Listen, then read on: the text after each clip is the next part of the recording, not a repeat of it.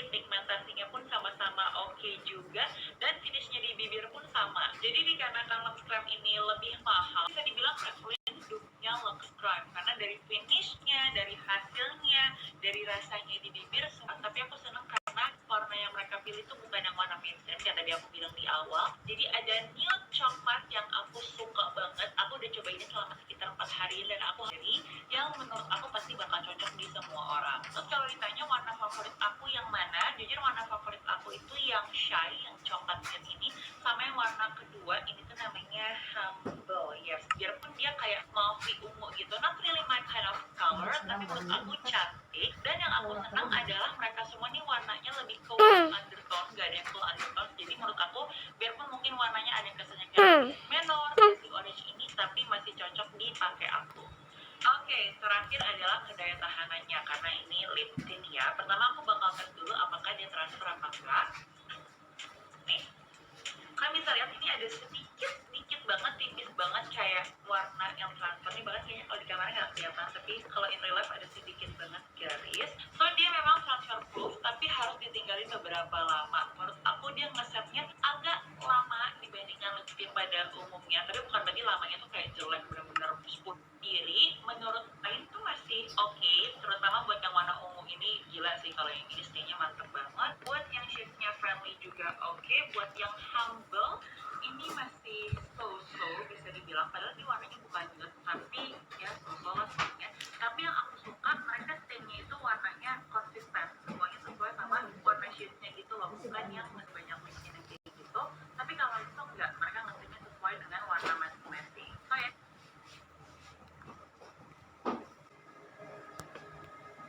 Chris Creamers dan Lizen kerja bersama di kafe bernama Inden Klein Ham.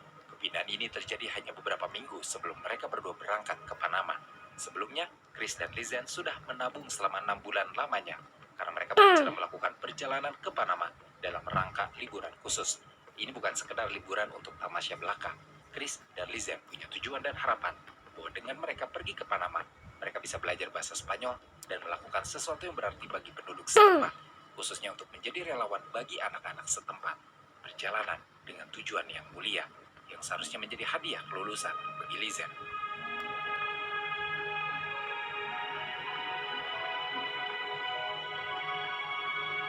Kedua perempuan muda itu benar-benar berangkat ke Panama dengan uang yang mereka tabung sendiri. Chris dan Lizen diketahui berangkat dari Bandar Udara Amsterdam menuju Costa Rica.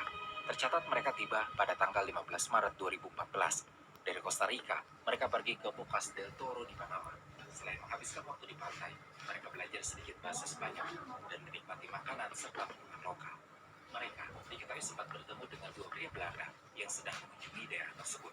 Di tanggal 29 Maret atau 2 minggu setelah mereka tiba di Panama, keduanya pindah ke Baguén, sebuah kota di sisi barat negara itu.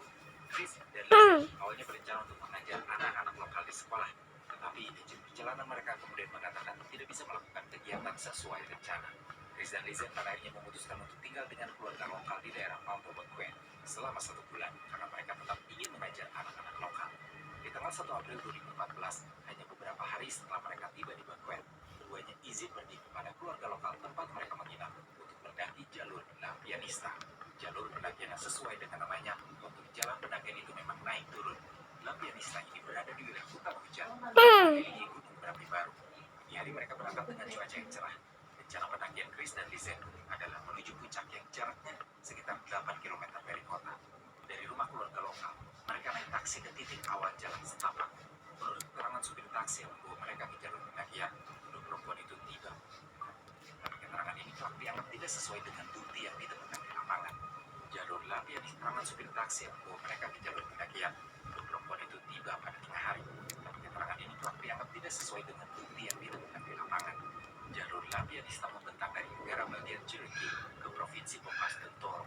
Jalur ini memiliki kontur naik turun yang cukup terjal sehingga diperlukan orang yang cukup sehat untuk mencapai puncak dalam waktu 2,5 hingga 3 jam. Jadi, Chris dan Lizen melakukan perjalanan pulang pergi. Diperkirakan mereka butuh waktu karena apalagi diketahui mereka tidak membawa banyak barang yang bisa menghambat perjalanan tersebut.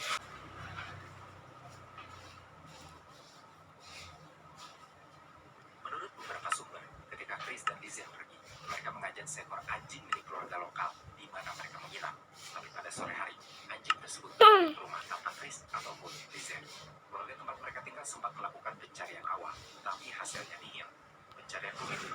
hari sudah sangat gelap dan dilanjutkan keesokan harinya. Selain itu, menurut beberapa informasi juga, Chris dan Lizen telah membuat janji temu dengan pemandu lokal untuk pendakian tersebut. Tapi diketahui kalau Chris dan Lizen tidak pernah datang menemuinya. Keluarga Chris dan Lizen pun tidak dapat menghubungi kedua perempuan itu semenjak tanggal 1 April.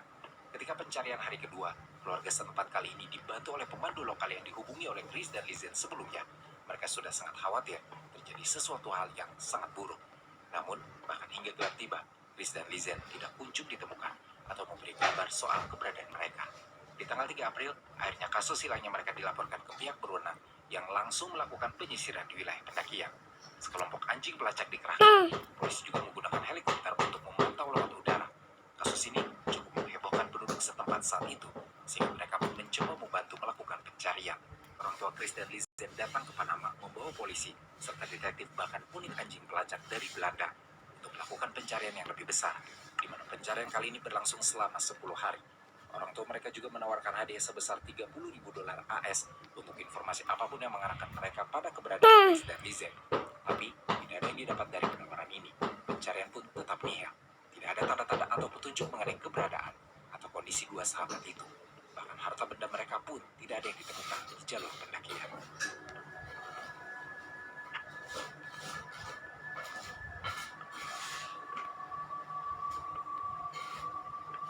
10 minggu kemudian, di tanggal 14 Juni 2014, seorang wanita lokal yang dalam beberapa sumber disebut sebagai wanita dari suku asli Mobe datang membawa sebuah tas ransel biru milik Lizen. Yang menurut pengakuan wanita tersebut, dia ditemukan di sawah yang cukup dekat dengan tepi sungai Culebra atau Serpan di dekat desanya Alto Romero di Provinsi Bocas del Toro. Desa itu berada di daerah yang sangat terpencil dan sulit dicapai dengan berjalan kaki. Lokasinya bahkan cukup jauh dari jalur pendakian, yaitu sekitar 8 km yang dalam kondisi normal mungkin bisa ditempuh dengan berjalan kaki selama 8 jam. Namun pertanyaannya, kalaupun Chris dan Lizen pergi ke sana, apa tujuannya? Banyak pihak mempertanyakan itu. Ransel yang diserahkan akhirnya diperiksa. Di dalamnya ada 2 pasang kacamata hitam, uang tunai senilai $83, kartu asuransi Lizen, sebotol air, kamera digital yang mereka bawa, 2 bra, dan telepon genggam milik Lizen serta Chris yang semuanya ditemukan dalam kondisi baik. Polisi segera melakukan pemeriksaan pada telepon dan kamera dengan harapan bisa menemukan petunjuk keberadaan 2 perempuan tersebut.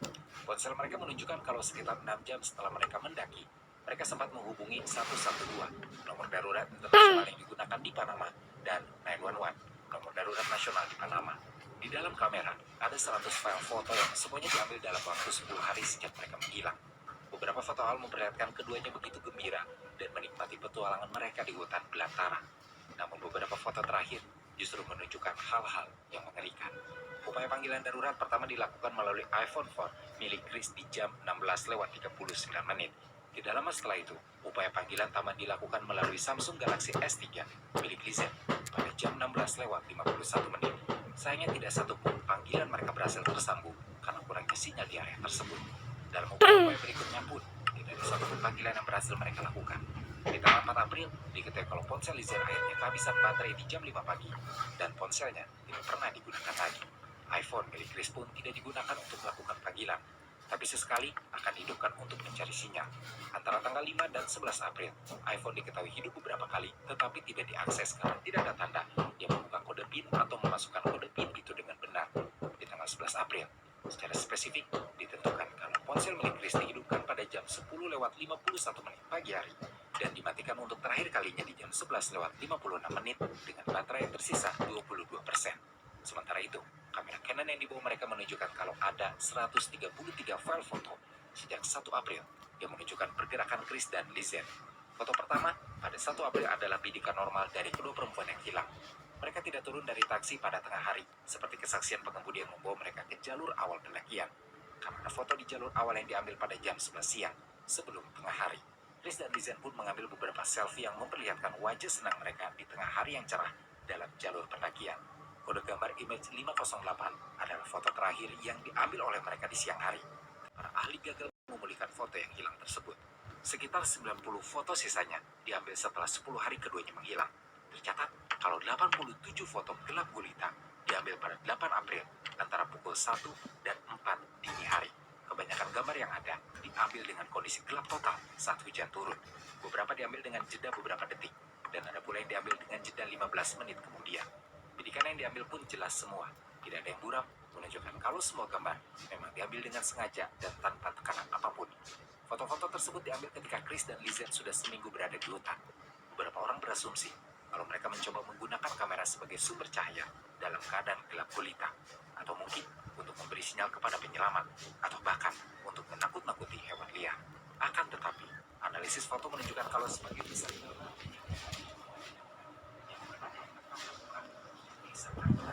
Masukin emaknya. kepala Chris yang berada di area pelipis dan ada darah di rambutnya. Bisa diduga menggunakan kamera sebagai petunjuk. Dia harus meninggalkan Chris dengan cedera.